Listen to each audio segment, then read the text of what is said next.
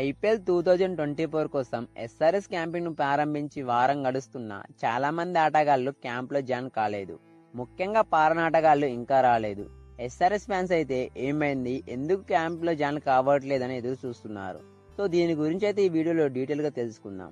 ముందుగా వీడియో చూస్తున్న ప్రతి ఒక్కరికి నా చిన్న రిక్వెస్ట్, దయచేసి వీడియో చూస్తున్న ప్రతి ఒక్కరు వీడియోని లైక్ చేసి, షేర్ చేసి, అలాగే సబ్స్క్రైబ్ చేసి వెళ్ళండి ప్లీజ్.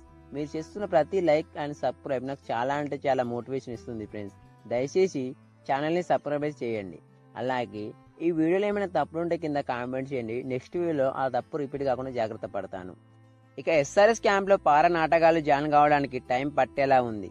మోస్ట్లీ ఈ వీక్ ఎండింగ్ వరకు జాయిన్ అయ్యే అవకాశం ఉంది.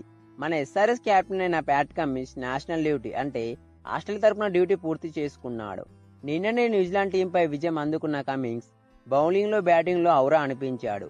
నేషనల్ డ్యూటీ కంప్లీట్ చేసుకున్న కమిన్స్ 3 or 4 డేస్లో ఎస్ఆర్ఎస్ క్యాంపింగ్లో జాయిన్ అయ్యే అవకాశం ఉంది. కమిన్స్ ఎంత తొందరగా ఎస్ఆర్ఎస్ క్యాంప్లో జాయిన్ అయితే టీం అంత బాగా కుదురుకుంటుంది. ఎందుకంటే రీసెంట్గా ఎస్ఆర్ఎస్ ప్లేయర్స్ అందరూ చాలా మంచి ఫామ్లో ఉన్నారు. సో వాళ్ళ దగ్గర నుండి గమనించి బెస్ట్ ప్లేయర్ని మనం సెట్ చేయాల్సిన అవసరం కమిన్స్కి ఉంది. అప్పుడే కదా మనం మొదటి మ్యాచ్ గెలిచే అవకాశం ఉంది. మోస్ట్లీ కమిన్స్ అయితే మార్చి 15 or 16 తారీఖున క్యాంప్లో జాయిన్ అయ్యే అవకాశం ఉంది.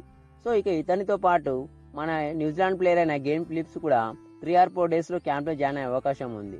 సో ఎనీవే గాయ్స్, మరిన్ని అప్డేట్స్తో మరొక వీడియోలో కలుసుకుంటాను. అండ్ వీళ్ళు ఎప్పుడు జాయిన్ అవుతారు, ఎప్పుడు జాయిన్ అయ్యారు అనేది వెంటనే నేను వీడియోలో అందిస్తూ ఉంటాను. సో వీడియో అయితే మిస్ కాకుండా ఉండాలంటే ప్లీజ్ సబ్స్క్రైబ్.